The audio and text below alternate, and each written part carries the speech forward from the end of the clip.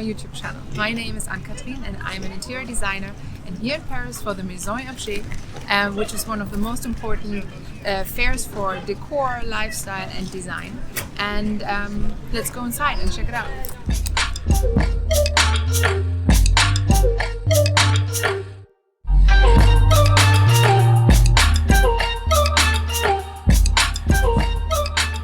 I spent 4 days walking through 7 huge halls and looked at more than 2,500 brands and their latest collections. And I did notice some recurring trends, which I want to share with you in today's video.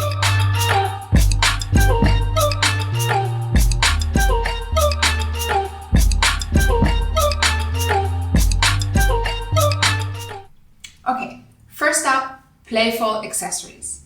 This is something we've already seen last year, but judging from what I saw at the fair, we will continue to see it around in the near future, I would say, just because of the sheer amount of brands offering all kinds of colorful glassware, candles, even furniture.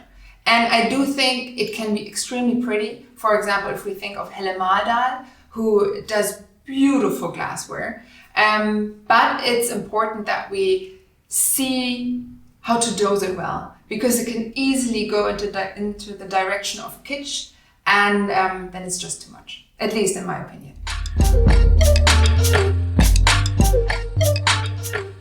Moving on to materials. Chrome.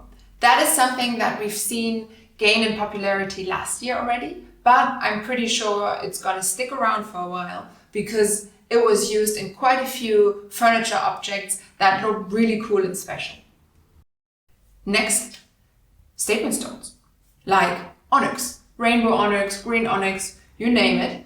They are just, in my opinion, one of the most beautiful natural stones because all of them are unique. The veining is different, the color is different. It's just a real statement in itself. So I was happy to see it being used on the fair, and funnily enough, also in unexpected furniture like this backgammon board.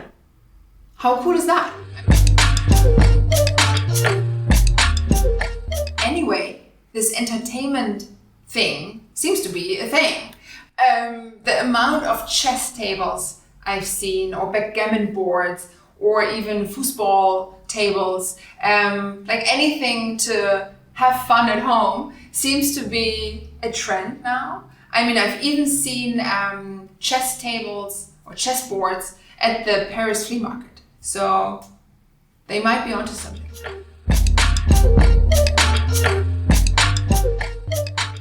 The thing is, we've always looked into the past to find inspiration, to see what kind of styles were en vogue at some point, and we will continue to do that. We've seen mid-century on the rise in the past few years, and I think that we are now moving on to the 70s, because judging from what I saw at the fair, for example, this piece, I mean, it embodies the 70s. The color palette of this really rich chocolate browns, burnt orange, chrome, like I said earlier, all this is essentially the 70s. And also what I want to say is, even though we are now moving through the decades, it doesn't mean that anything prior to that is out of style, because for me, this retro idea is never out of style. I personally love mid-century. I'm sitting on a brutalist 60s bench right now, and it's one of my favorite pieces in my home. And also for my clients, I always try to find special vintage pieces because they add that atmosphere of nostalgia. They can really ground your home and bring an interesting twist to your interior. So yeah, retro is never out.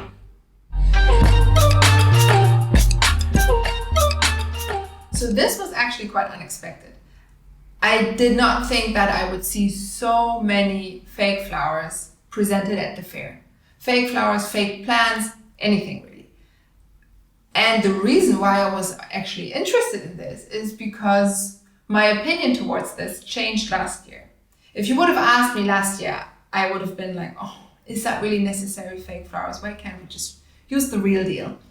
But then I bought peonies and those peonies had ant eggs, like flying ants, in them, which I obviously didn't see. So once those flowers bloomed, those eggs hatched, and it was just a nightmare. Let's leave it at that. So since then, I'm quite open towards the whole fake flower industry. And there are obviously differences in quality, in color, in style. So I was interested looking around, seeing what I have at home, or like comparing it to what I have at home. And my verdict is none of them compare to what I already have at home. So it seems like this Hem brand, which I opted for, is a really good choice. So that's why I put them here, so you can look at them as well. I think they are beautiful. They have these super vibrant colors. They look super real. They have all these little details on those stems.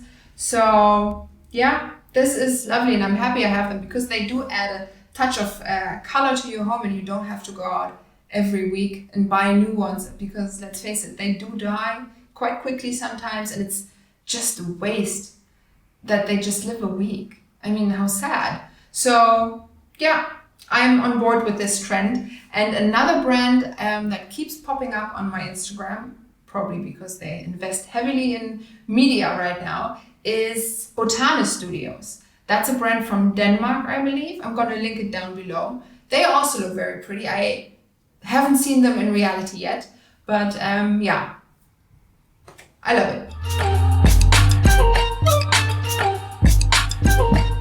Let's talk organic shapes. They are still going strong and I love it. I think it's so beautiful to see these rounded corners, these spheres, these soft curves. They resemble everything we see in nature, like what's natural, and this is just so important that we introduce these organic shapes into our homes that often have geometric straight lines. So we need to mix it up, and I think this is a lovely way to do so. And it's not only limited to furniture, but it also applies to walls now. This brings me to my next topic, acoustic walls. I love it when you combine aesthetics with a functional purpose. And this is exactly what these acoustic wall panels are doing. They use natural materials like wool or leather or cork or even felt to create these three-dimensional walls or wall coverings that then absorb the sound, reduce the echo. So have a true benefit in terms of acoustics and also in terms of haptic. So I like it. It was really pretty to see and experience. So especially in the future, I can see this being used in large office spaces or even at home. I also want to briefly talk about the theme of the fair, and that is Tech Eden. And Tech Eden celebrates the union of nature and technology. What that means is we should find smart ways to use what nature gives us for a more sustainable building practice on planet Earth. So there were quite a few interesting products being presented at the fair. For example, this terrazzo, which uses oyster shells from oyster farms. So it's basically a waste product that is turned into flooring or tabletops, and I think it looks beautiful. Another smart idea is harvesting algae from beaches, for example, from this company in France. And they create alternative building materials by reusing these algae. And they also use it for paper or all kinds of other applications. I'm going to drop down a list here. And it's beautiful. I think we should look way more into what can we learn from nature, what can we use from nature. This mindset of how do we coexist with nature and how do we make the most out of it was also explored by the designer of the year 2024, Mathieu Lehaneur. I hope I pronounced that correctly. He had this installation called Autonomy. And with his installation, he wants people to rethink what they really need in life, to rethink what we need in terms of furniture, in terms of environment, in basically every aspect. And that's why he reduced the installation to its bare minimum, in my opinion.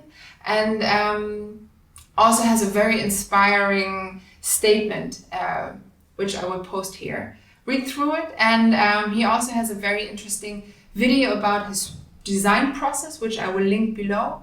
And as a fun fact, he is also the one who designed the Olympic torch for this year's Olympics in Paris. So yeah, very inspiring. Okay, so this was Maison et Objet, but I'm not done. Continue watching, because another thing which I looked at while in Paris is Paris Déco Off.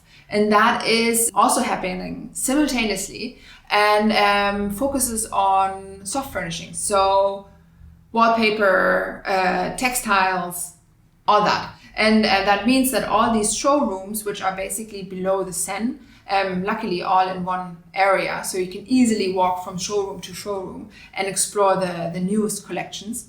And that is what I did. So first I want to point out Déda, which is one of my favorite textile producers. It's from Italy and they make the nicest things. And it was actually funny because when we talked with the regional manager, he pointed out that the new collection, this one, reminds him of a photo that was taken of Keith Haring where he's covered in paint. And it's funny because we actually have this photo he talked about in our home. So I immediately knew what he means because the pattern really looks alike. So let's go and see.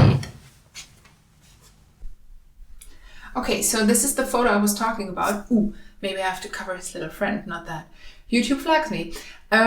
So this is obviously Keith Haring, and the photo was shot by Annie Leibovitz. And I think if you look at the pattern, it totally resembles the one from Déda. So yeah, I thought I'd just share this little funny anecdote. And yeah. My personal highlight at Déda was their new collection called Alpaca Alto, which is made from alpaca wool. So it is super soft. It really catches the light somehow. It's just beautiful. I mean, anything Déda does is next level, and I love mohair, but this alpaca, believe me, that's really nice. I obviously also have to mention Pierre Frey, who is, in my opinion, amazing at doing bold patterns and mural wallpapers, which we will probably see a lot more of in the future as well.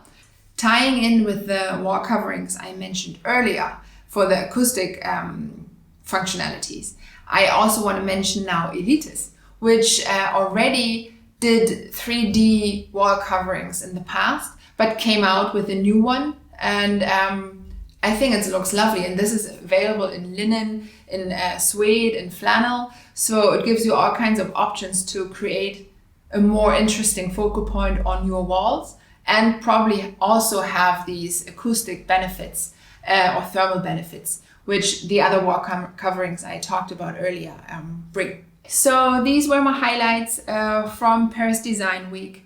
I feel like I have to add a little disclaimer here because none of this was obviously sponsored. I mean, I wish. But yeah, all the brands I mentioned were just purely my preferences and my opinions. So I just wanted to mention that. Also, I do hope that you found this video worth your time. And if you did, stay tuned for many more videos to come on interior design. And also, if you have any suggestions or feedback, drop it in the comments below. I am open and happy to hear about that because this is obviously my first video. So thanks for watching.